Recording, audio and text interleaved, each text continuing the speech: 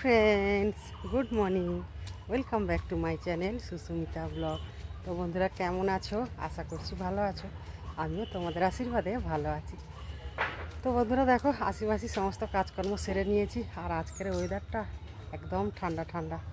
তো রোদও নেই, মেঘও নেই, কিন্তু আচ্ছন্ন হয়ে আছে। তো এই যে একটু হাঁটতে বেরিয়েছি, আর ছেলেটা ওদিকে পড়তে বসেছে। তো একটু হেঁটে নিই 10 পা, তারপরে ছেলেটার পড়াগুলো সব ধরবো। তো চলো বন্ধুরা, ছেলের পড়া ধরে আর স্নানটা সেরে। চুল তো নেই, ছাড়বো কি? যা আছে তাতেই ছাড় না। স্কুলে যাচ্ছিস? চুল বড় বড় থাকলে বেশি হয় জানিস, উকুন হয়। যদিও তোদের বয়েস ক্লাস, উকুন নাও হতে পারে। কেন বলতো? চিমনি দ্বারা যেন ফাঁকা না হয়। চলে এলাম রান্নাঘরে। তো এখন বাজে 9:30। তো তাতাই বায়না করছে ও নাকি আজকের একটু সুজি খাবে। তো আমার বাড়িতে সুজি সব সময় রাখা থাকে জানো তো। তো অন্য সময় লুজ সুজি এনে রাখি, কিন্তু বর্ষার জন্য না লুজ সুজি আর আনিনি, এখন প্যাকেট সুজি নিয়ে আসি। তো তাতাই কেটে ওটা রেডি করে কড়াতে ঢেলেও ফেলেছে। তো আমি বললাম ঠিক আছে, আমি তোকে আজকের নতুন একটা জিনিস করে খাওয়াবো। তো ওর বায়না যে ও নতুন কিছু খাবে না, ওকে সুজিই বানিয়ে দিতে হবে। তো আমি বললাম সুজি তো মাঝে মাঝে বানিয়ে খাওয়াই, তো আজকের হালুয়া বানিয়ে খাওয়াচ্ছি, খা। তো কিছুতেই তো শুনছে না। তো তারপরে ওকে বললাম যে ঠিক আছে, আমি দেখ কত সুন্দর করে করে দেবো, তুই একবার খেলে বারবার খেতে চাইবি। তো বলে তো আমি এই যে সুজিটা ভালো করে ভেজে নিচ্ছি। আর তাতাই ওদিকে চাল বার করে চাল ধুতে চলে গেল, তোমরা তো দেখলে। তো আমার একা সংসারে তো মা ছেলে দুজনে থাকি। তো আমার ছেলেকে আমি একটু সব রকম কাজকর্ম শেখাই পড়াশোনার সাথে সাথে। কেন জানো তো? আসলে আমার তো মেয়ে নেই, তো ওরাই আমার সব কিছু। তো আমার এক ছেলে তো বাইরে থাকে, আর ওকে আমি কিছুটা শিখিয়ে রাখি, কেননা কখন কোথায় কাজে লাগবে বলা যায় না। তো আমার একটা এনার্জি আছে সব সময়, যে আমি যে কোনো কাজ পারি আর নাই পারি, আমি কিন্তু শিখে রাখার চেষ্টা করি। ভবিষ্যতে কখন কোন কাজটা লাগবে বলা কিন্তু খুব মুশকিল। তারপরে দেখো, তোমাদের সঙ্গে কথা বলতে বলতে তো আমার হালুয়াটা রেডি হয়ে গেছে।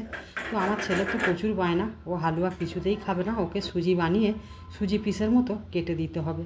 তো আমি একটু বকাঝকা করে হালুয়াটা ওকে তো দিলাম। তারপরে চলে এলাম কলের দিকে। তো কড়াটা ভালো করে ধুয়ে নিয়ে গিয়ে তারপরে রান্না চাপাবো। তো দেখো, একটা বড় বিরা হনুমান এসে জল খাচ্ছে। তো আমাকে দেখে ও কিন্তু আবার মুখটা ঘুরিয়ে নিল। ভয়ে ভয়ে কড়াটা ধুয়ে নিয়ে চলে এলাম রান্নাঘরে। তো দেখো, বিচা কলার বেগুনটা কেটে নিয়েছি, আর কলাটা পাকল মতো হয়ে গেছে। তো এতে ছেচকি ভাজা বানাবো। তারপর দেখো, গ্যাস জেলে জলটা একটু হালকা গরম করে নিয়ে বিচা কলা বেগুনটা তুলে দিয়েছি, দিয়ে নুন হলুদ দিয়ে দিয়েছি। তো এবারে এটাকে নেড়ে নিয়ে আর একটু চাপা লাগিয়ে দেব 10 মিনিট পরে, তারপরে এটা খুলবো। তো চলে এলাম 10 মিনিট পরে। তো এসে দেখছি বিচা কলাটা আমার সিদ্ধ হয়ে গেছে। তো পুষ্টি জলটা বেরিয়ে গেছে, এবার লাবিয়ে নেবো। তারপরে দেখো, লাবিয়ে নিয়ে আর রুকু কলায় সর্ষে ফোড়ন দেবো বলে একটু সর্ষেটা 5 ফোড়নটা নেড়ে নিচ্ছি। তার কারণ তেল দিয়ে যদি সর্ষেটা ভাজি, তখন কিন্তু সর্ষেটা কড়ায় থাকবে না, চারপাশে ছড়িয়ে যাবে। এই জন্য রুকু কলায় ভালো করে নেড়ে নিচ্ছি।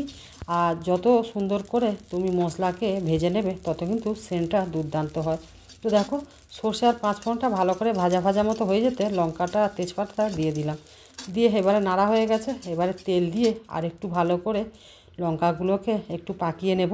তারপরে বেগুনটা আর কলাটা তুলে দেব। মশলাটা ভালো করে ভাজা হলে কিন্তু তার সেন্টের উপরে কিন্তু নির্ভর করবে বিচা কলা ছেঁচকি ভাজাটা কত সুন্দর লাগবে। তো দেখো, ভালো করে এই তো মশলাটা করে নিয়ে তুলে দিয়েছি, নেড়ে চেড়ে নিয়ে তারপরে কিছুক্ষণ পরে ডাল কাঁটা দিয়ে এটা ঘেঁটে দিলাম। তো দেওয়ার পরে আবার একটু এই যে কাঁচা তেল দিয়ে আবার একটু ভালো করে নেড়ে নেব। তো দেখো বন্ধুরা, আমার ছেচকি ভাজাটা অল কমপ্লিট হয়ে গেছে। তো ছেচকি ভাজাটা এবারে লাবিয়ে নিয়ে মাছের ঝালটা চাপিয়ে দিলাম। তো দেখো, আগে তেল দিয়ে টমেটোটা তেলের মধ্যে দিয়ে ভালো করে নেড়ে আর একটু নুন হলুদ দিয়ে ভালো করে ওটাকে গলিয়ে নেব। তো টমেটোটা নুন হলুদ দিয়ে গলিয়ে নিলে না মাছের তেল ঝালটা ভালো লাগে। তারপরে দেখো, এপিট ওপিট করে মিনিট 5 নেড়ে চেড়ে নিয়ে এবারে যে মশলাটা দিয়ে দিচ্ছি। এতে আছে আদা রসুন জিরে আর আছে গোটা লঙ্কা। তো সব কিছু একসাথে বেটেছি, বেটে মশলাটা ভালো করে তৈরি করে নিলাম। তো একটু মশলা ধোয়া জলও দিয়ে দিলাম। তো এইবারে ভাজা মাছগুলো এতে তুলে দিলাম। তো দিয়ে আর একটু এপিট ওপিট করে হালকা করে নেড়ে নিলাম। নিয়ে এবারে একটু জল দিয়ে দেব। দিলে আমার অল্প সময়ের মধ্যে মাছের তেল ঝালটা কমপ্লিট হয়ে যাবে।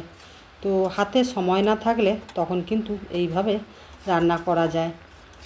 তো 10 মিনিটের মধ্যে আমার মাছের তেল ঝাল কমপ্লিট। তারপরে রান্নাঘর পরিষ্কার করলাম, করে ঘর দুয়ার ঝাঁটালাম, ছাদে জামা কাপড় লাভিয়ে নিয়ে চলে এলাম। এসে আর এই যে খেতে বসেছি। এখন কিন্তু বাজে 11টা। তো দেখো বন্ধুরা, ইলেকট্রিকটাও চলে গেছে। তারপরে খাওয়া দাওয়া করে চলে এলাম অফিসে। আজকের আমাদের ফুলের তোড়া দিয়ে সম্মানিত করা হবে। তো সেই দৃশ্যটাই আমি তোমাদের কাছে তুলে ধরলাম। তো দেখো, আমরা যে টিমটা কাজ করি, তো সেই টিমটাই কিন্তু স্টেজে উঠেছি।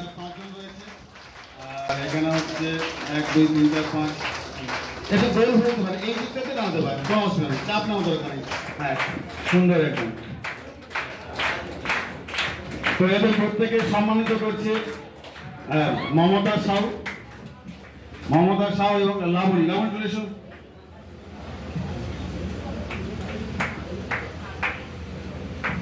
জয় দেবজ্ঞান, জয় দেবজ্ঞান, হাততালি কোথায়? একটু তালি হোক সবাই মিলে।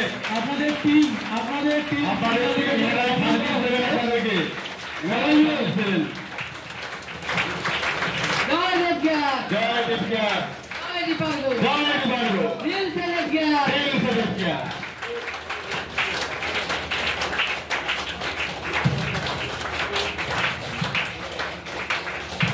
জয় দেবজ্ঞান।